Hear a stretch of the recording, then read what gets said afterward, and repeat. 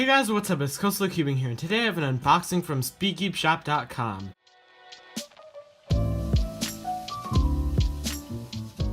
So I'm not going to flip it over because that'll show my address, but I do already have it open. Okay, whoa, this is actually a lot wider than I thought it would be. This is nice. So I think this is around $8, and it should be nice for using for cubing. But yeah, it seems really clean, and it doesn't look like there's any, like, inconsistencies on it.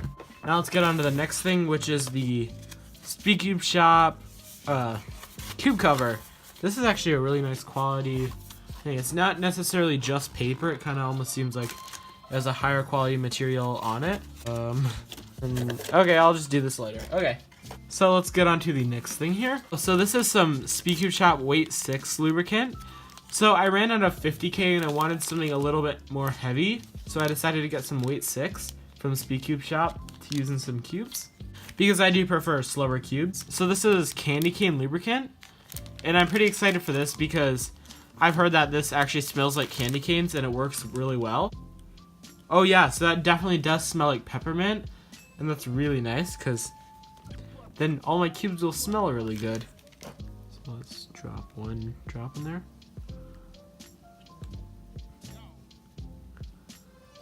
Okay, and then we will do some turns. Ooh, that's really nice. It actually speeds it up and makes it a little bit smoother, but it kind of feels a little weird. You kind of have to try it for yourself. It's not one of those lubricants where you can just say, oh, it makes it really smooth, kind of like silk. So this is the circleless Kibiminx or Kibiminx, depending on what you want to call it. What do you guys call it? Tell me in the comments. If you call it Kibiminx or Kibiminx or whatever. And that's it. And it looks like it's kind of greasy, and the pieces look like they have some marks on it, and it's not looking that good, but let's just do some first turns. It does seem very smooth, but it does seem to have like a little bit less catching than the Shengshao. Well, I'd say it's about even. And one thing I heard in other videos is that even the center pieces have coloring, which might kind of annoy me, as I prefer not to have to orient it by the centers. I might try to see if I can switch out the center pieces with the ones on the Shengshao, because I do like the colors on this a lot more. And here is some wuxia stickers.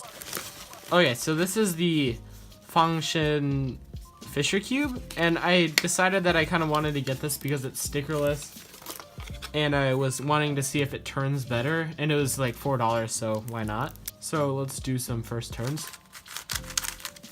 So it does feel like it has a basic mechanism, but it also doesn't feel like that bad of a cube.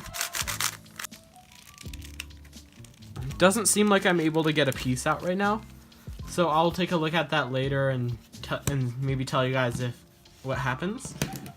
Then here is some Galaxy grip, and I will try this out also later in the video when I'm maybe doing some of the solves on these cubes or some other cubes, just testing out the lubricant and the gravity grip.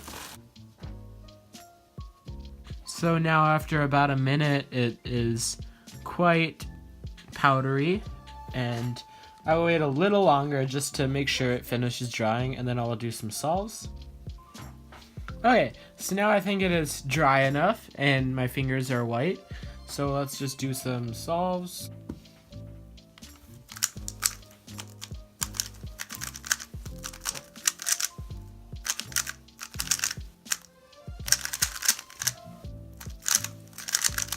That I definitely felt like the Galaxy grip was doing quite a bit, and it allowed me to execute my PLL a lot more efficiently and with a lot less inconsistency.